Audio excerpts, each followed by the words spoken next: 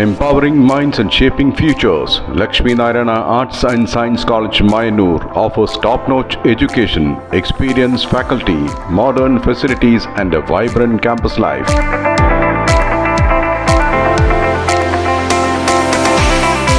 Join us for a journey of learning, growth and success.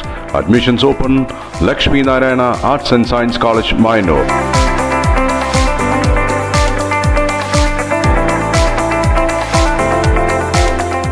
Ottapalam നഗരസഭാ സെക്രട്ടറിക്കും ഭരണസമിതിക്കുമെതിരെ രൂക്ഷ വിമർശനവുമായി UDF കൗൺസിലർമാർ.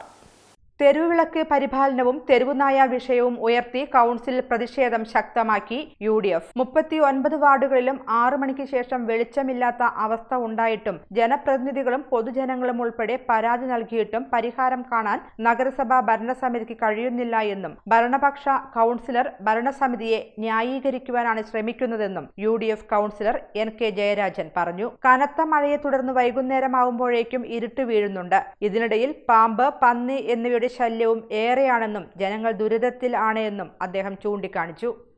അപ്പോൾ അതിന്റെ ഭാഗമായി നമ്മളിപ്പോൾ ഈ കരാറുകാരന്റെ നമ്പറൊക്കെ പബ്ലിക്കിന് കൊടുത്തിരിക്കുകയാണ്. അപ്പോൾ ഞങ്ങൾ വിളിക്കുന്നതിനപ്പുറത്തേക്ക് പബ്ലിക്കും ഈ കരാറുകാരെ വിളിച്ചുകൊണ്ടിരിക്കുന്നു.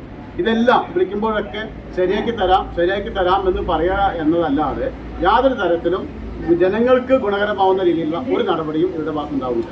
വഴിവിളക്കുകൾ മഴക്കാലമായി റോഡില്ല 6 മണി 7 മണി കഴിഞ്ഞാൽ കൂരിട്ടാണ്. ആ കൂരിട്ടില് പന്നിയുടെ ശല്യവും തെരുവ് നായ്ക്കളുടെ ശല്യവും പാമ്പിന്റെ ശല്യവും ഉൾപ്പെടെ വലിയ പ്രയാസത്തിലാണ് ജനങ്ങളുള്ളത്.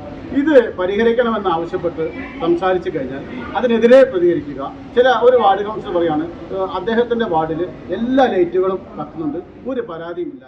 അതേസമയം നഗരസഭാ സെക്രട്ടറിക്കെതിരെയും വൈസ് ചെയർമാനെതിരെയും രൂക്ഷ വിമർശനം അഴിച്ചുവിട്ടിരിക്കുകയാണ് UDF councillor PMA Jaleel. Vice ചെയർമാനും സെക്രട്ടറിയും ഒരുമിച്ച് ജനങ്ങളെയും കൗൺസിലർമാരെയും തെറ്റിദ്ധരിപ്പിക്കുകയാണെന്നും കൗൺസിലിൽ ചോദിച്ച ചോദ്യങ്ങൾക്കൊന്നും മറുപടി ലഭിച്ചില്ല എന്നും സെക്രട്ടറിക്കെതിരെ നിയമ നടപടികൾ സ്വീകരിക്കുമെന്നും PMA ജലീൽ പറഞ്ഞു.